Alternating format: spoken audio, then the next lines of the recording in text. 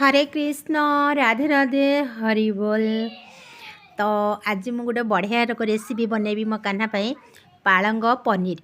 तो देखो मुझे छोट छोट कर काटी नहीं तापरे तेल गरम करी मु पनीरटा को छाणी नौ आपण मैंने चाहिए पनीर को भाजी भी पारे हल्का तेल देके।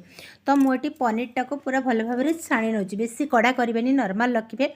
आउे मुझे कौन कर छोट छोट दुईटा आलू देकी ताकू भी से तेल रे मुझे छाणी देचे। तो पनीर छाणिला परे मु कौन करची ठंडा पानी रे कि मु पनीरटा को पकई देची। जदि आपण माने पनीर को ठंडा पानी रे रखिबे ताने पनीरटा बढ़िया सुंदर सॉफ्ट हबो आ टाइट हबोनी। तो तापरे मु कौन करची पालंग शाग को मु भल भाव रे सिझेई नेची। सिझेई सारा परे ताकू मु ग्राइंडिंग करि नेची। देखंतु ता ग्रेवीटा केमती रहउची। तापरे मो कढ़ाई रे गरम करिकी जीरा टमाटो चारमगज काजू सुखिला लंका दुईटा एमती देकी ताकू मु भल भाव रे पेस्ट बनै देछि। तापरे तेल देकी पेस्ट को भल भाव रे आपण माने जो तेल बाहरिया पर्यंत मसलार तेलटा बाहरे ना से तेल बाहरिया पर्यंत मो मसला को कषिचे। मसला कषिला परे मो पालंग शाग को ऐड करछि। जो पालंग शाग को मु सिझेई रखिथिली तापरे सी भी सेमती आपण माने भल भाव रे पालंग शाग को चलेला परे हल्का हल्का तेल बाहला परे आपण माने कोन करिवे पनीर आ आलू को ऐड करिवे। मो पनीर आ आलू को ऐड कर देछि।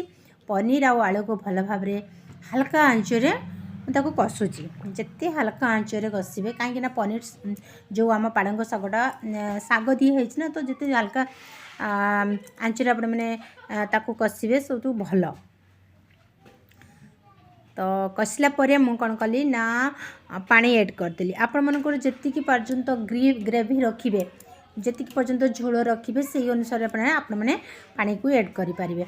तो मोर अल्प पानी दरकार थिला सेति मु अल्प ग्रेवी रखिबे सेति मु अल्प पानी ही ऐड करछि। सेटा आपण मनक पसंद अनुसार आपण माने पानी ऐड करि परिबे।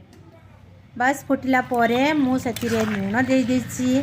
तापरे गरम मसला ऐड करछि। तापरे करी मसला देछि पनीर मसला ऐड करछि। तापरे मु लंका पाउडर जेहेतु देई नाही काहे ना कंचा सुखिला लंका मु दुईटा बाटिथिली।